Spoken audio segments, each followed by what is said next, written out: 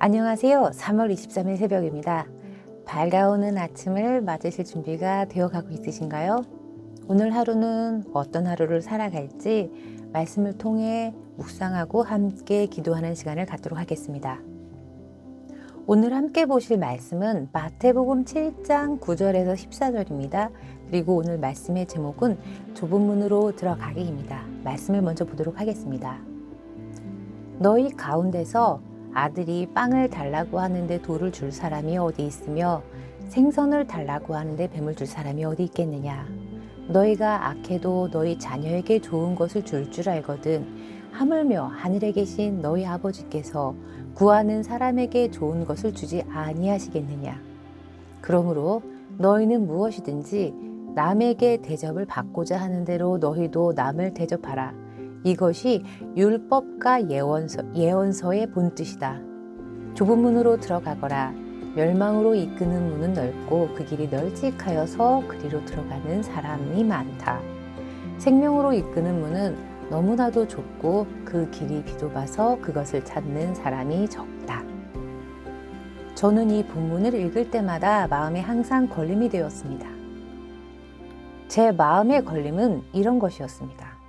하나님을 믿는 것이나 신앙생활은 너무 좋은데 왜 기독교인이 된다는 것은 좁은 문, 힘든 문으로 가야만 하는 걸까?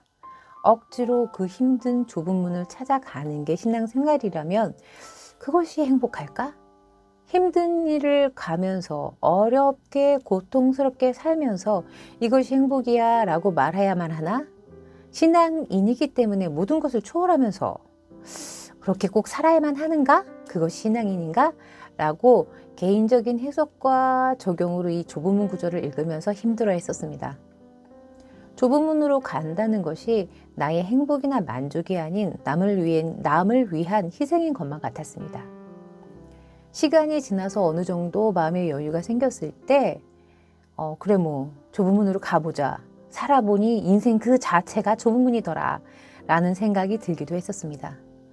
그러나 오늘 본문을 읽으면 좁은 문으로 가야 한다는 것이 조건 없는 희생과 빈곤한 삶을 선택하는 것이 아니라는 것을 알게 되실 것입니다.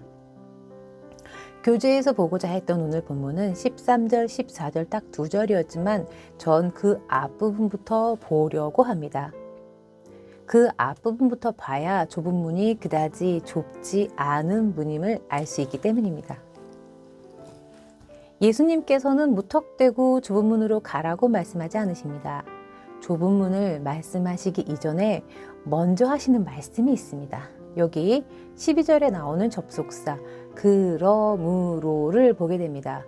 그러므로 너희는 이렇게 해라 라는 말입니다. 좁은 문으로 들어가야 되는데 왜 그래야 하는가는 그 바로 앞에 있다는 것입니다. 이러이러하다. 그러므로 좁은 문으로 들어가야 한다 라고 말씀하십니다. 그 이유가 바로 12절 앞에 있는 것입니다. 너희가 좁은 문으로 기꺼이 갈 수 있는 이유는 바로 9절, 10절, 11절입니다. 9절, 10절, 11절의 이야기는 그 이전에 그 앞에 있는 성경 말씀의 내용은 무엇이냐면은 구하는 것은 다 받는다는 것입니다. 구하는 것을 다 받는 이유는 하나님이 우리 아버지이시고 우리가 그의 자녀이기 때문에 아들이 빵을 달라고 할 때 돌을 주지 않고 생선을 달라고 할 때 뱀을 주지 않는다는 것입니다. 그래서 우리가 구하는 것은 물론이며 그 이상의 것을 주시고자 하시는 하나님의 사랑이 있다라는 것입니다. 이미 우리는 풍성한 삶을 하나님 안에서 풍족하게 누릴 수 있고 누리고 있다라는 전제하에 하시는 말씀입니다. 우리는 이미 풍성한 삶을 하나님 안에서 풍족하게 누릴 수 있기 때문에 그러므로 너희는 너무 욕심 부리지 말고 사람에게 받으려고 애쓰지 말고 너희가 받고 싶은 대로 대접을 베푸는 사람이 되어라 라는 말씀이십니다. 이게 바로 12절 내용이죠. 그리고 너희는 내가 다 주지 않았느냐. 그러므로 좁은 문으로 가거라. 그 좁은 문이란 진실하게 사는 그런 길이란다 라는 말씀입니다. 그런 길은 속이 좁거나 가난하거나 꼬인 사람은 택하지 않는 그런 진실을 말하는 문입니다. 내 앞에서 풍성한 너희들이 찾아가야 하는, 너희는 이미 풍성한 삶을 살고 있기 때문에, 그렇기 때문에 진실을 말하는 문이라는 말씀을 하고 있는 것입니다. 좁은 문을 우리가 기꺼이 갈 수 있는 그 이유는 우리가 이미 풍성한 삶을 누리는 자이기 때문입니다. 여기서 중요한 것, 우리가 누리는 풍성함이란 무엇일까요?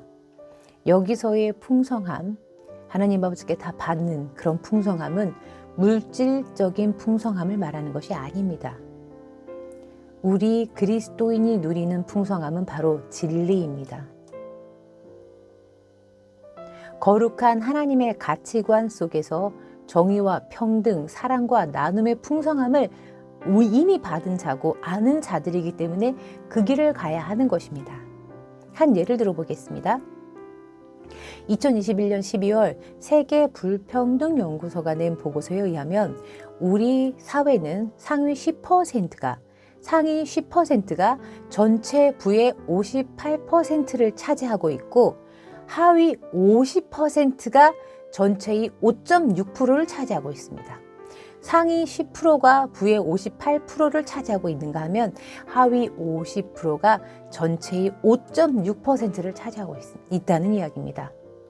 우리는 서유럽 국가들과 비슷한 경제 수준을 가지고 있기는 하지만 빈부 격차는 훨씬 심각합니다. 상위 10%와 하위 10%의 한 해의 평균 소득은 10배나 차이가 납니다. 그래서 경제협력개발기구 OECD 회원국의 평균치보다 9배나 그 빈부의 격차가 높습니다. 국가의 부는 늘고 경제가 발전해도 빈곤층은 사라지지 않고 있습니다. 일하지 않거나 게을러서가 아니라 열심히 일해도 가난한 사람이 넘쳐납니다. 왜 그럴까요?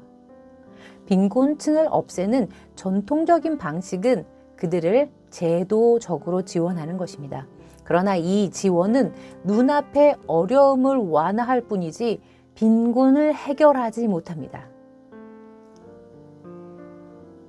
그래서 세계는 빈부 격차를 일으키는 부의 축적 방식에 주목합니다. 우리는 누군가의 경제 활동 덕분에 부를 축적합니다.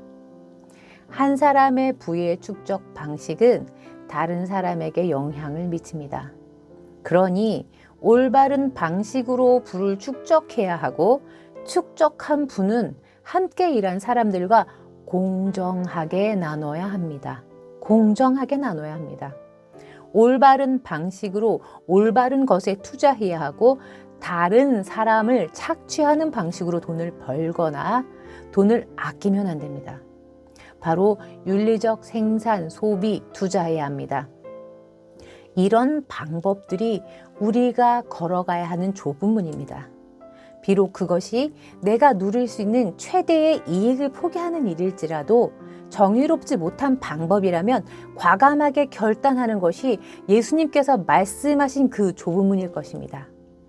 이것은 단순히 경제 축적뿐만 아니라 우리 삶의 모든 영역에서 그것이 진리라면, 그것이 정의라면 과감히 결단할 수 있어야 한다는 것입니다. 왜냐? 우리는 하나님 안에서 이미 풍성한 정의와 사랑이 무엇인지 알고 경험했기 때문입니다. 비록 세상은 그러하지 못할지라도 일부 교회나 공동체의 형태는 그렇지 못할지라도 하나님 안에서 우리가 깨달은 진리, 누리는 사랑은 풍성하시기에 그 진리와 정의와 사랑을 실현하는데 한 걸음 더 나아가야 하는 것이 그리스도인들인 것입니다. 여기서 말하고 있는 좁은 문은 무조건적인 희생이나 청빈을 강요하는 것이 아닙니다. 좁은 문이란 비록 내 욕심을 내려놓을지라도 그것이 진리라면, 그것이 하나님 말씀이라면, 그것이 하나님께서 우리에게 주신 양심이라면 따르고자 하는 몸부림인 것입니다. 세상이 어찌 돌아가려나 싶은 사건들이 많습니다. 그리고 저희들의 모습을 돌아봅니다. 너무나 부끄럽고 하나님 앞에서 부족한 모습을 보게 됩니다. 그럴지라도 오늘 하루 기도합니다. 하나님은 이 기준이 되시는 분이기 때문입니다. 하나님을 따르기 원하는 마음을 가지고 기도하게 됩니다. 기도하겠습니다. 사랑의 하나님 감사드립니다. 험한 세상, 이기적인 세상, 악으로 가득한 것만 같은 세상에 빛으로 오신 예수님을 바라봅니다. 사람의 모습으로 오셔서 모든 억울함을 다 당하신 예수님을 깊이 묵상합니다. 하나님, 제가 처해 있는 상황도 제가 겪고 있는 현실도 그다지 정의롭지 못하다 싶을 때가 있습니다. 어찌 보면 이곳이 바로 좁은 길만 같습니다. 그러나 하나님, 담담히 그 길을 따라가려고 합니다. 정의와 평화가 깃든 세상, 하나님의 말씀이 풍성한 그 세상을 꿈꾸며 지금의 이 자리를 버텨냅니다. 말씀과 사랑으로 풍성하게 하시옵소서. 풍성한 은혜로 그 좁은 길이 의로운 길임을 알고 묵묵히 따라가게 하시옵소서. 그리고 제가 서 있는 이 자리가 그 좁은 길이 되며 의로운 길이 될 수 있게 인도하여 주시옵소서. 풍성하게 채워주신 하나님의 사랑을 깊이 누릴 수 있게 인도하여 주시옵소서. 오늘 하루 주님의 인도하심을 바라며 감사드리며 예수님의 이름으로 기도드립니다. 아멘.